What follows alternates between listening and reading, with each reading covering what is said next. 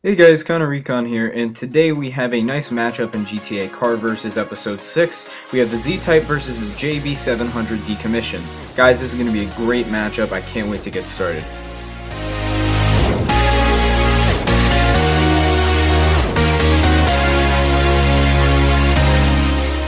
Alright guys, so now we're doing the JB700 on-road handling. And guys, I honestly have to say that the JB700, even though it's a James Bond car, it's really cool. But the thing is it's not the best at handling. It didn't handle a couple turns here, so I was kind of disappointed about that. I was just like, oh well, that's kind of sad, because look right here, there's a clear turn. Nope, gets wiped out for no reason. I don't know why.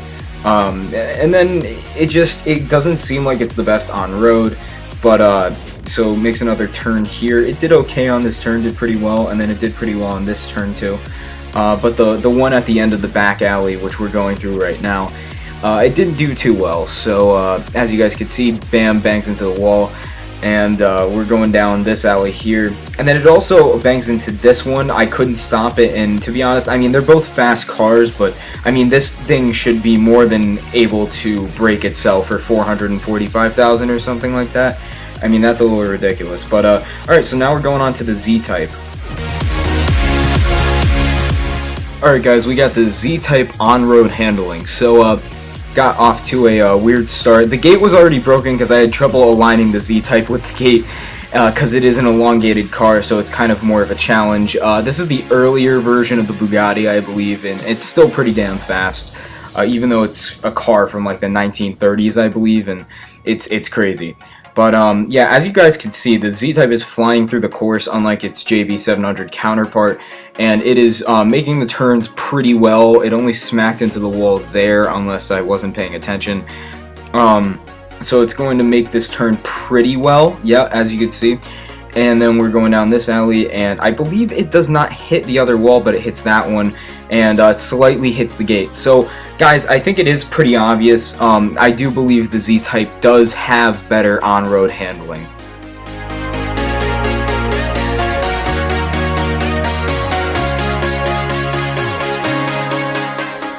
Alright guys, we got the JB700 off-road handling.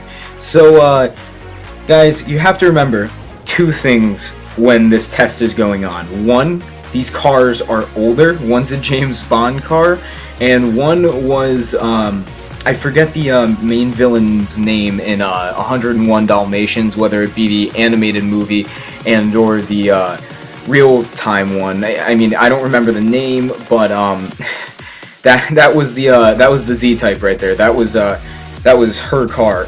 And so, as you guys can see, they are older cars, and they're still speed demons, even though they're older, and they can actually beat out other sports cars. But as you guys can see, the JB700 is slip and sliding everywhere. It's like someone just laid out a giant slip and slide on the track and then just let them go. It was great.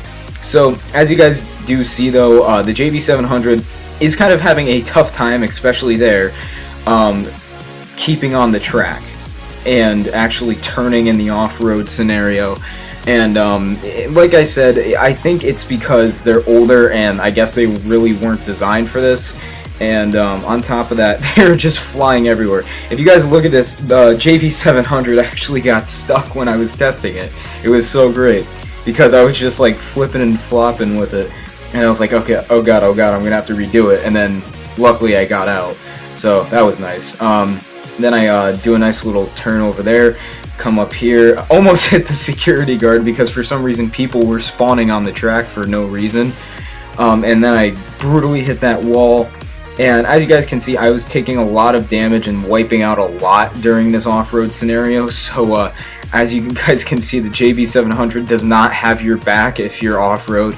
You should probably avoid going off-road at all costs, due to the fact that you will wipe out a lot. And right there, even as you guys can see, the JB700 now comes around the corner, breaks the gate, and now we're good. So yeah, that's the JB700 off-road handling. So now we're going to go to the Z-Type.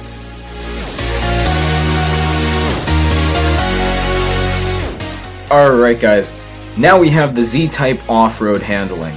So the Z-Type, I'm sorry, it wasn't much better than the JB700. That's why I said take both into consideration when you're viewing this, because as you can already see, I'm slipping and sliding all over the track already, and as you guys can tell, I was having a lot of fun when I was testing out this off-road scenario, because I was like, oh my god, what is going on? Because both cars were slipping and sliding right there too. And it was great. It was actually a lot of fun doing this. I really enjoyed doing this episode. And as you guys can see, again, the off-road track is showing no mercy to these cars. They are being like, no, we're gonna make sure that you have the toughest time getting through this course. And I completely have to agree here with the off-road track that it is not allowing them to have an easy pass through here. As you can see, the Z-Type is also wiping out, and I believe it flies a little bit here after this jump. Yep, right here, flies and then lands backwards. I thought it was going to get stuck again, luckily it didn't, and now it's just going to move on, and there's no real trouble on the on-road part here for the most part. There's a mini slip back there, but there wasn't too much.